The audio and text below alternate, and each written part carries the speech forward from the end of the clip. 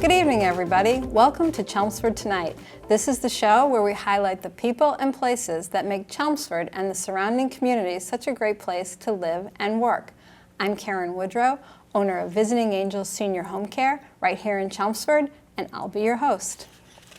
So the big story in my house this week is that my 17-year-old son, Spike, got his driver's license. So now he has a newfound sense of independence. He can go wherever he wants, whenever he wants, with his newly minted driver's license. But what about those Chelmsford residents that can't just pick up and go and can't drive? With me tonight are Jen Melanson, Community Services Coordinator for the town of Chelmsford, and Cindy Pernett, Transportation Coordinator for the town of Chelmsford. They're here to talk to us about this new fantastic program called Chelmsford RIDE. Welcome, Jen and Cindy. Thanks, Karen. Good to be here. Great to have you. So you are launching another fantastic program. Jen, please share with us, what can these poor people who cannot get around themselves, how can they still enjoy our great town of Chelmsford? Yeah, so Chelmsford RIDE really developed out of the age-friendly initiative that the town embarked on a couple of years ago, actually. I think 2019 was when they sort of we first officially started drafting and implementing the age-friendly plan. And as for those who aren't familiar with what the age-friendly initiative is, it essentially looks at 8 domains of livability across a community and how we can make a community more livable for folks of all ages. So the purpose is to allow people to remain in the community as they age. So one of the domains of livability is the transportation domain, and that happens to be headed up by a man named John Bowles. And this new program, the Chelmsford RIDE, really came out of his initial vision, which was to be able to address transportation concerns and gaps in services for transportation for our Chelmsford residents. So I know the Senior Center has a van, and they are happy to go pick up seniors at their homes and bring them back to the Senior Center. But it seems like you saw a big gap there. Yeah, so again, I have to credit John because he started this work even before I came on board, before I was hired, really. And he did the legwork to survey folks across town. I think he primarily concentrated on seniors at the time to see what their needs were. And he found that there was a gap in service because the Senior Center's transportation, while it's wonderful, it is limited to certain hours of the day, and it does pretty much stop at 2 p.m. in the afternoon. So that means that folks who have doctor's appointments after 2 o'clock were kind of left to find other means of transportation. So John was looking for a way to address that and provide service. So you got some funding for the program? We did get some funding, so we were able to secure through the Select Board some ARPA funding to fund this program for the first 2 years. And that's how Cindy came aboard, because I knew that given the scope of my position in town that I didn't have the bandwidth to really fully run a transportation program. And so Cindy has come on board as our transportation coordinator for the Chelmsford RIDE. So Cindy, what is your job involved? I assume you had to secure a vehicle and you had to find drivers. So why don't you tell us a little bit about your end of the project? So I visited a lot of the libraries or local areas where I can, get people to talk to about the program, and I have flyers that I give out, and I also, reach out on Facebook and our age-friendly page. So it's a big awareness campaign, including being on Chelmsford Tonight. Thank you. I get a lot of phone calls from our senior citizens and people that are just wondering about the program. And I sign them up over the phone. I also sign them up. I sign up the drivers also over the phone. I register them, and then when they're ready to book a ride, and I just go ahead and, So there is a car, and it's an electric vehicle, which is great. It helps keep down some of the costs and save our environment a little bit. And so right now there's one, and you are looking for volunteer drivers. Who are the drivers? Right now we have Barbara, we have John Bowles, and Bruce.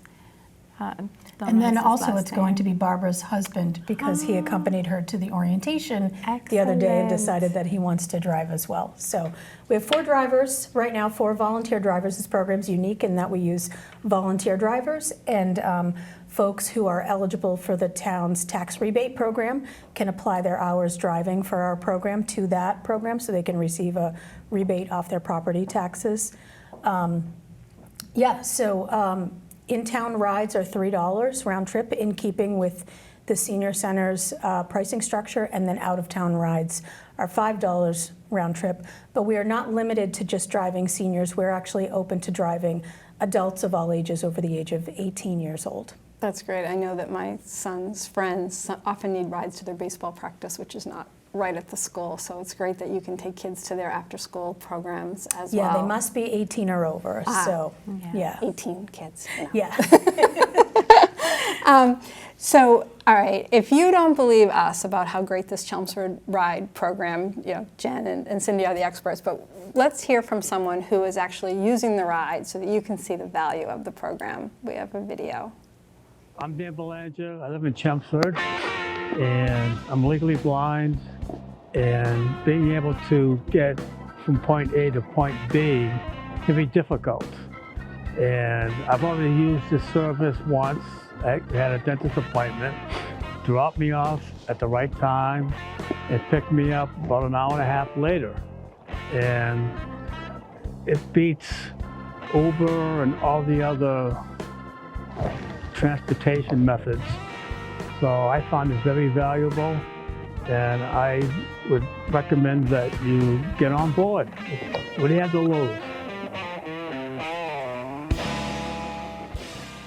So that was a really nice video showing someone who's using the ride, who is really enjoying the valuable service that you guys are providing. Thank you for being here to talk about the program. It's always nice to see you.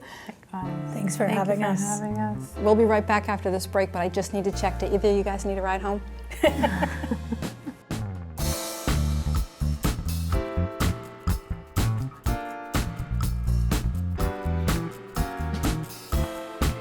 The state of Massachusetts is well represented by a certain demographic.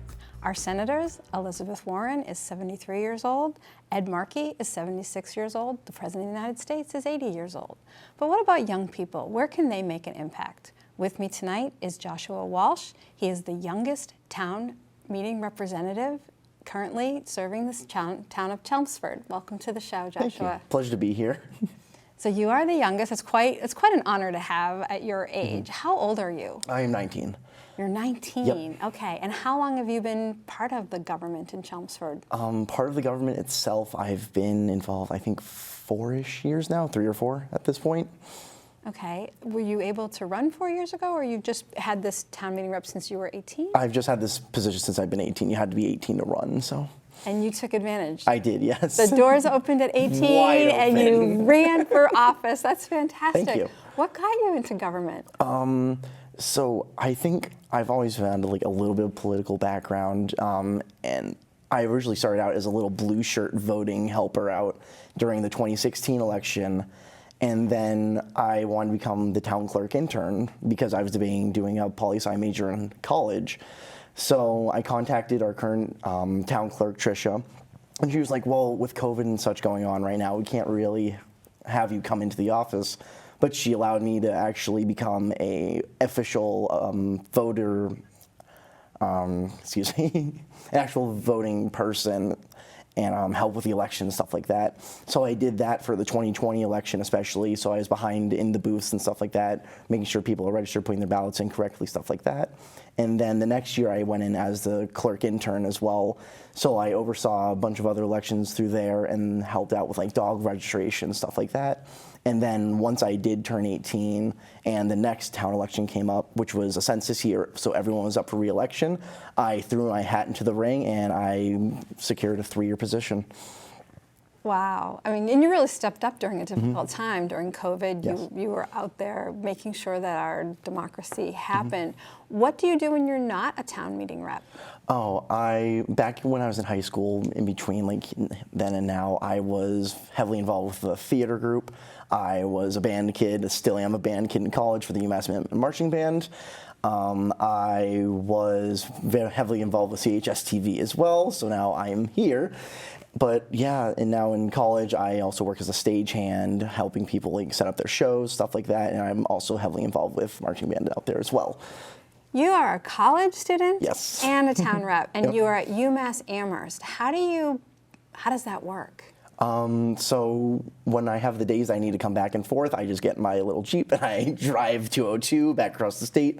I'll come here slightly just before town meeting starts. I'll sit in my seat and then we go through processions and then I drive back to school. That is a dedicated Yep. person doing service to our town. How do you balance the two things, being a college student and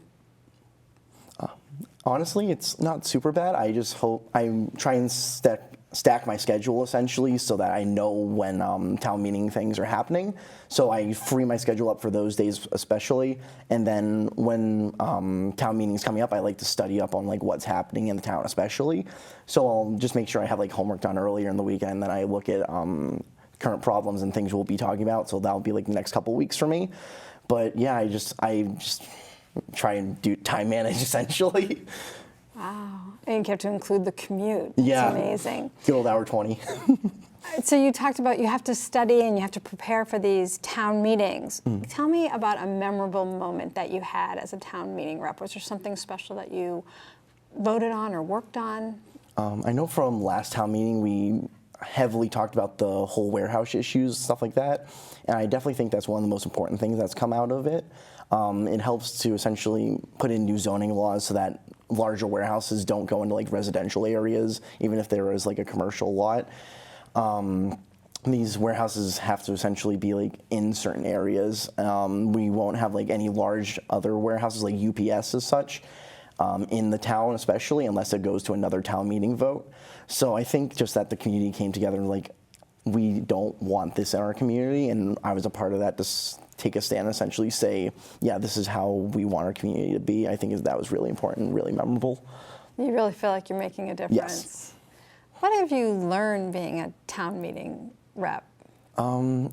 There has to be just a lot of collaboration, a lot of getting a lot of sides, because everyone has their own opinions on certain topics especially. So someone might be adamantly against something, someone might be for something. So there has to be sort of just a balance in general, and listening and talking to people just to see how you can make it all just mesh together in the best way possible.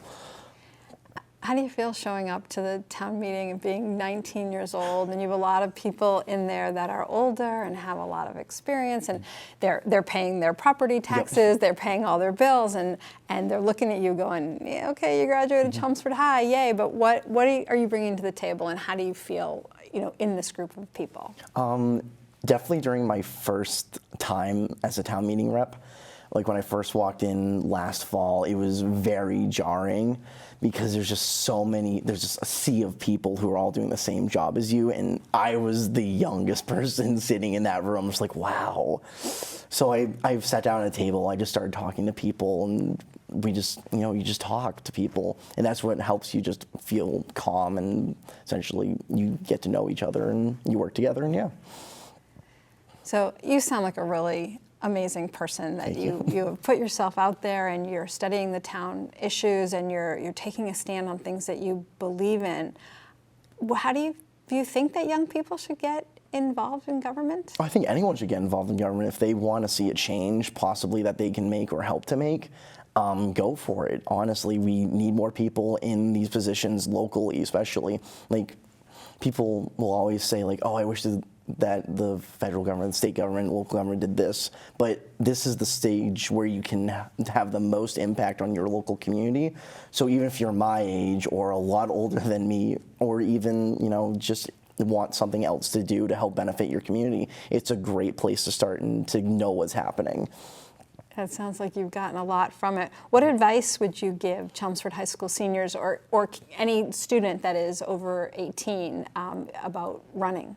I would definitely say it can seem a little daunting at first, especially the process-wise. You're going to be going through, you have to get signatures from essentially your precinct. So it's going to be mostly your neighborhoods. You have a whole map that shows where you essentially live and what area you need to get people's signatures from to essentially nominate you. There is the possibility that you don't get elected, but you can. It's all on how you campaign. You talk to people if people know you. But I was given the chance and I succeeded. And if I think I can do it, you definitely can too. So what did you campaign on? How did you convince voters that you were the one to represent them? Honestly, I just talked to them. My email is always open. My cell phone's always open if people want to contact me with the issues or if they just want to talk about my policies. Like when I was going around, I had people who disagreed with me, but they were like, because you came to my house, you will have my vote. And they definitely want to talk to me again. I've had people contact me before being like, hey, do you support this? I was like, yes, I do. So you are a Chelmsford resident. Yes. Because you're living in a dorm at UMass Yep, Amherst. I'm still registered at 50 Clinton Avenue in Chelmsford.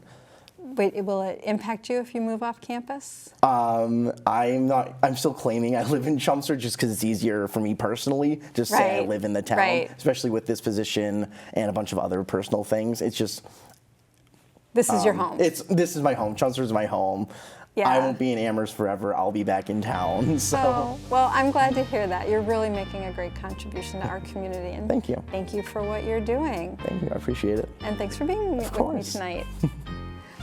We'll be right back with a sweet story about why New Englanders put up with the month of March.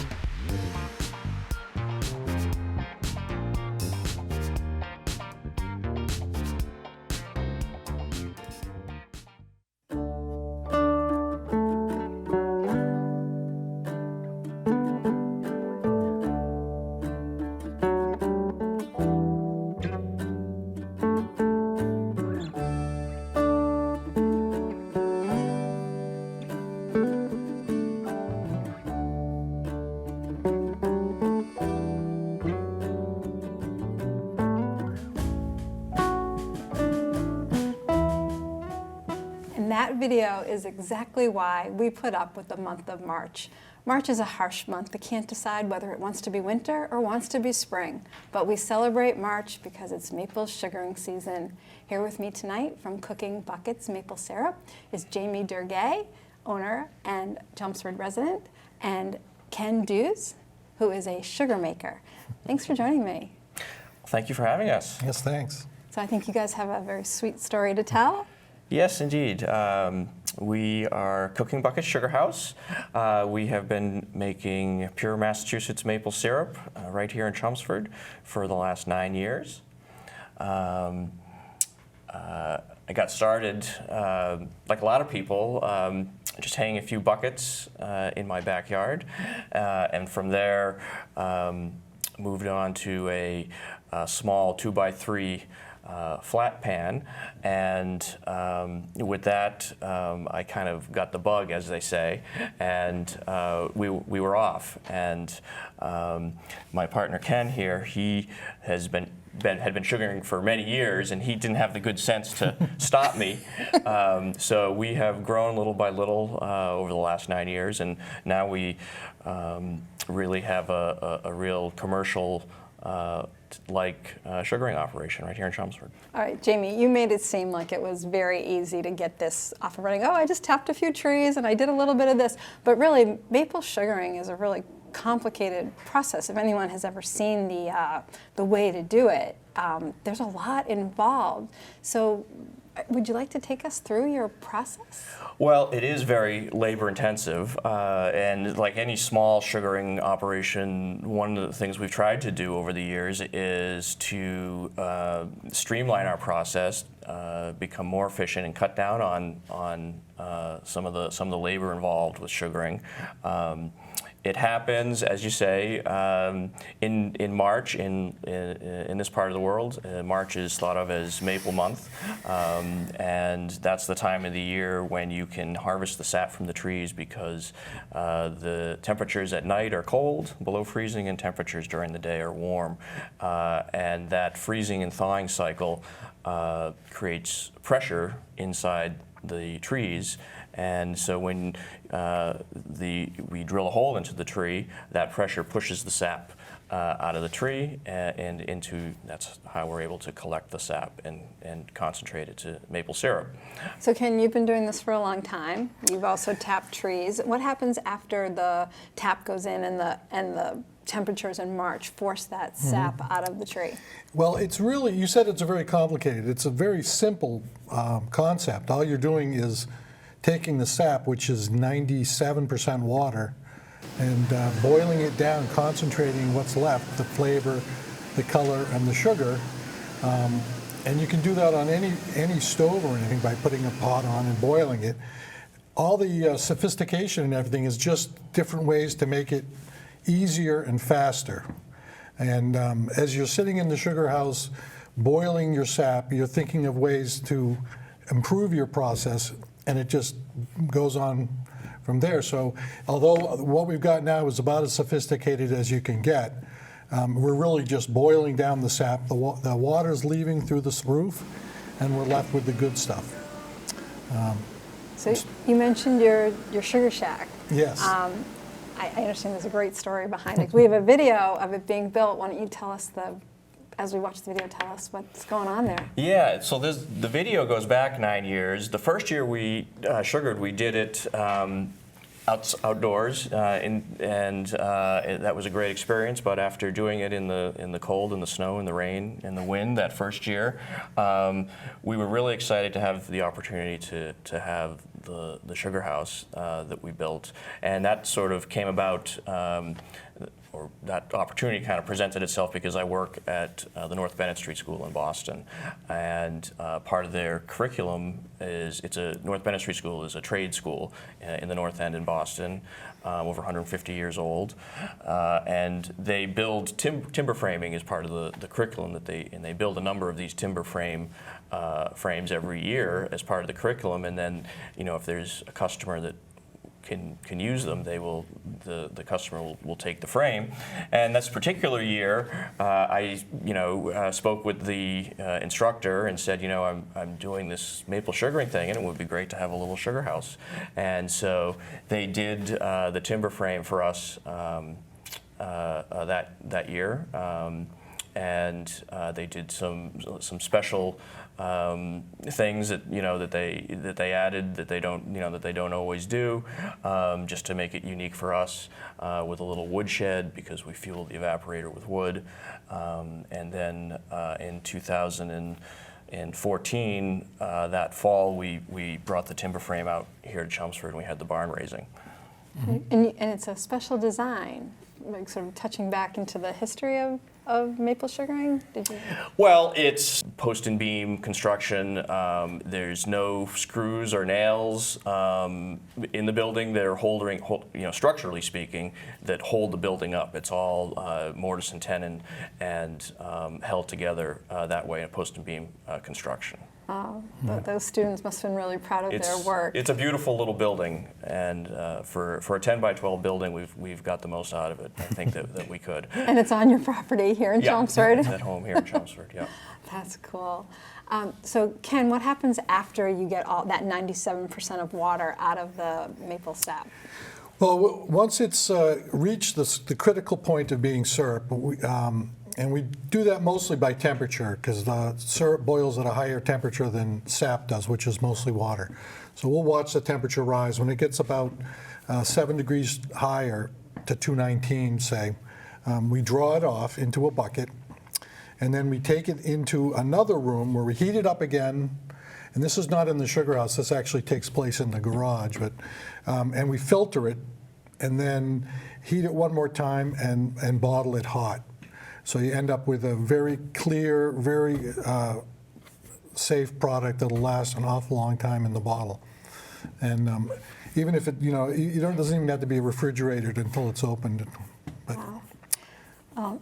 And thank you for bringing a finished bottle here so we can see it. I commented to Jamie at the beginning that there was no label on the bottle, and as he said, what did you say? You said it speaks for itself. Yeah, we like to have the syrup to speak for itself. So we have we bottle in glass, but as we said, we're a small producer, and so we put everything in glass, and of course we do have our tag with our logo and contact information on it.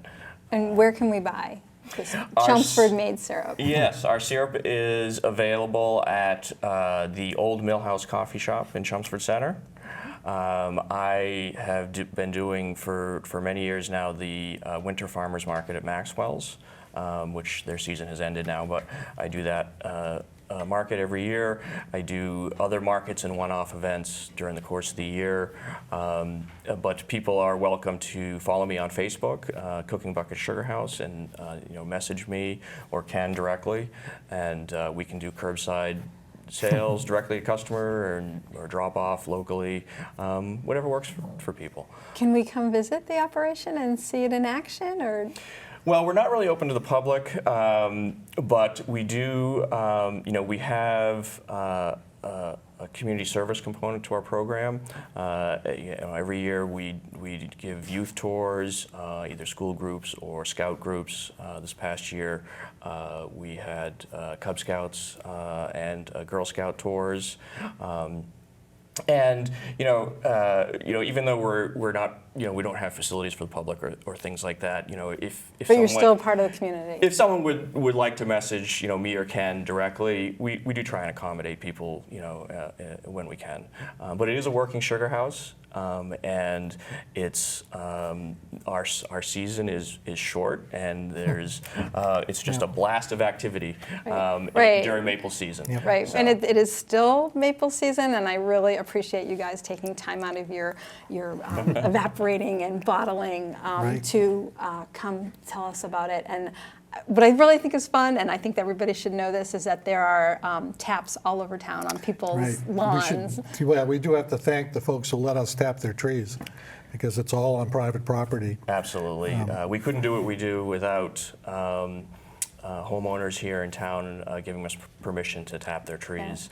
And so it's really been a great community sort of endeavor, and people seem to be fascinated by maple sugaring, and the interest. We always have a lot of interest in what we do.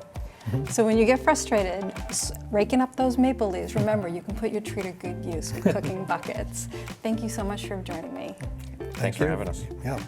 And that's our show for tonight. I want to thank my crew, Karen and Bob and Pete up in the control booth, and a special thanks to Peter Dews, our new producer. And just as an FYI, Ken Dews is Peter's dad, but you do not have to be related to the producer of Chelmsford Tonight to tell your story on our show. Just give us a call. We'd love to have you. Thanks for joining me this evening, and have a sweet night.